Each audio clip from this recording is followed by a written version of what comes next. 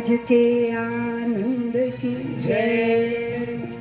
प्रसूति का विवाह हुआ दक्ष के साथ। बहुत सारी संतानों का जन्म हुआ क्योंकि वे प्रजापति हैं और देव ऋषि नारद ने उनको ब्रह्म ज्ञान सुनाया और वे सब त्यागी होके निकल गए। दोबारा फिर ऐसा ही हुआ। देव ऋषि नारद दक्ष के द्वारा शापित हुए कि आप कहीं टिको ही ना, इधर उधर भटकते ही रहो। देव ऋषि नारद साधु महात्मा को शाप भी मिलता है ना तो वो वरदान बना लेते हैं।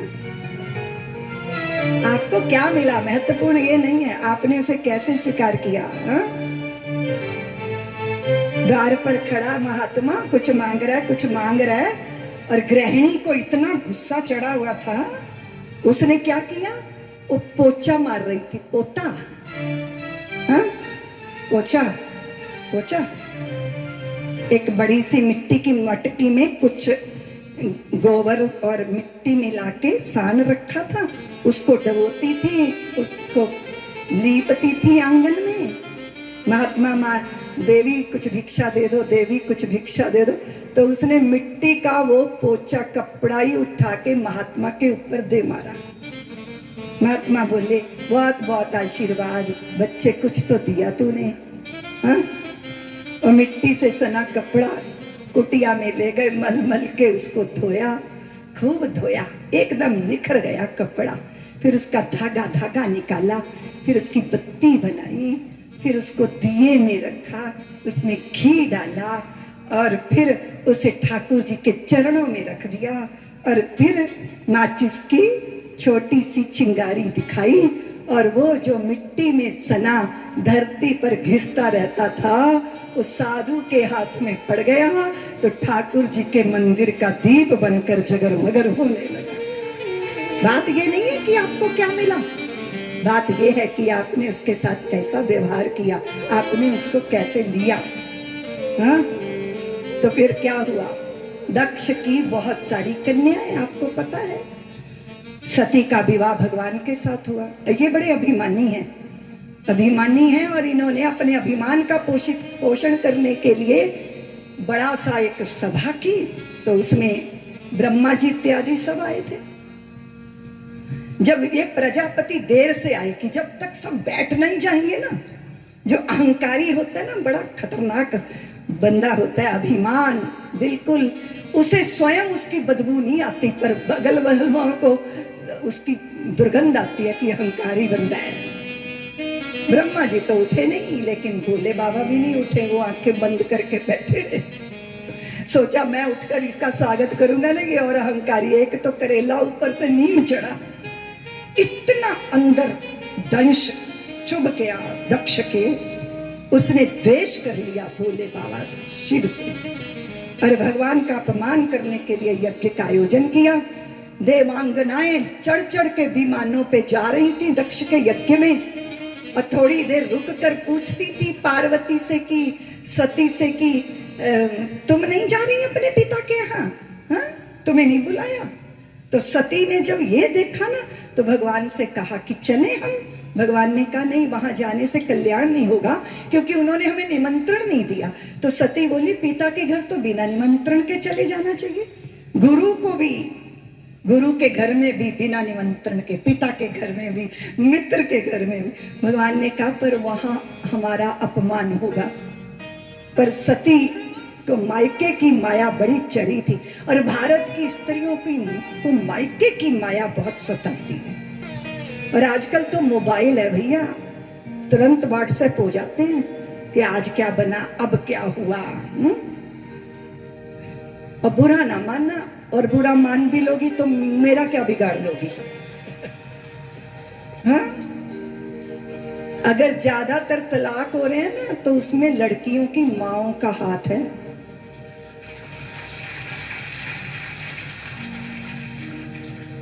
ये माँ है जो अपनी पुत्री का घर ना बसने दे। हाँ, तुझे वो ऐसे कैसे बोल सकती है, तू पढ़ी लिखी है। ये अभिमान, ये अहंकार, और दो शिखरों का कभी मिलन नहीं होता भारतीयों। दो शिखर क्या मिलन हो सकता है? हो सकता है? शिखरों का सच ये है कि वो अकेला होता है। ये मत कहना मैं पुत्रियों के पढ़ने लिखने की पक्षधर हूँ। अपनी पुत्रियों को पढ़ाती लिखाती हूँ, डॉक्टर इंजीनियर बनाती हूँ, चार्टर्ड अकाउंटेंट, और फिर लिखना पढ़ना, चित्रकारी, गाना गाना सब सिखाती हूँ। लेकिन आप पुरुष की कार्बन कॉपी बनेंगी तो आप वंचित रह जाएंगी। अलकनंदा जब गंगा में समर्पण करती है तो वो ये नहीं कहती गंगा तू अलकनंदा हो जा, वो कहती है अलकनंदा तेरी धार बहुत बड़ी है, मैं अलकनंदा कहलाऊं। तो अलकनंदा कहते हैं नहीं गंगे, मैं तुझ में समर्पण कर रही हूं, आज से मैं भी भागीरथी कहलाऊंगी, अपने नाम का त्याग करती हूं। ये हमारी परंपरा है, जाज्वल्यमान परंपरा। उसने कहा माँ मेरी सास बहुत खराब है, उसको मर्डर करना है, मैं उसको मार डालूंगी। अरे तू ऐसा कैसे कर सकती है? तो अपने पिता के पीछे लग गई। पिताजी आप तो वैद्य हो, वो बड़ी कुलक्षणी है मेरी सासू, उसको निपटाने का कोई तरीका बता दो। पिता ने कहा बेटा तू ऐसी बातें क्यों कर रही है? बोले मैं फिर नहीं तो मैं आत्महत्या कर लूंगी, मैं मर जाऊंगी। आजकल बच्चों की सबसे बड़ी धमकी है हम मर जाएंगे। अब क्या करोगे अब इनका? तो फिर क्या हुआ? पिता ने बहुत जिद करने के बाद एक दवाई दे दी। कहते हैं कि रोज दूध में पिला के पिलाना। टाइम लगेगा मरने में, जल्दी नहीं मरेगी पर धीरे धीरे मरेगी। पर तेरे और मेरे पे शक ना हो जाए तो तुम्हें अपने व्यवहार को बदलना है। तो कहती है ये मर जाए, मुझे बता दो क्या करना है। तो पिता ने कहा सुबह जल्दी उठा कर, घर साफ किया कर, देवता का पूजन किया कर, रसोई बनाया कर, माँ पिता को जिमाया कर, अतिथि आए उनका स्वागत किया कर, रात को सासू माँ के चरण दबा के सोया कर। तो कहती कितने दिन में मरेगी ये, मुझे कितने दिन करना पड़ेगा? बोले बस 2 महीने में निपट जाएगी। हाँ कहते 2 महीने में तो मैं कर लूंगी ये ड्रामा। पुड़िया में बांध दी जहर, थोड़ा थोड़ा रोज देना है। सुबह सुबह उठी, नहाई धोई, पूजा की, रसोई में गई, घर आंगन बुहारा। सासू माँ की तो आंखें खुली रह गई कि इतना भारी परिवर्तन मेरी बीन नींद में कैसे हो गया। रात्रि को चरण सेवा कर रही है। और जब सासू ने अपनी बहू की सेवा देखी तो पड़ोसियों को कहा अरे मेरी बहू बड़ी पात्र है, मेरी बीननी तो सुपात्र है। और पड़ोसी आके उस बहू को आशीर्वाद दे, ये सेवा करे वो तारीफ करे। 15 दिन बीते, 25 दिन बीते, सेवा करने की आदत पड़ गई, उन्हें आशीर्वाद देने की आदत पड़ गई। चारों तरफ बहू की प्रशंसा हो रही है। अब रोती रोती भागी अपने पिताजी के पास। पिताजी पिताजी अनर्थ हो गया, अनर्थ हो गया। क्या अनर्थ हो गया? बोले मेरी सासू माँ बुरी नहीं है, वो तो आशीर्वाद देती है, वो तो प्यार करती है, वो तो दुनिया भर से मेरी तारीफ करती है। अब क्या होगा? मेरी सास मर जाएगी, अब उसे बचा लो। तो पिता मुस्कुराए, बोले पुत्री मैंने मारने के लिए जहर नहीं दिया था, तेरी माँ की सेहत अच्छी हो जाए ऐसा चूर्ण दिया था।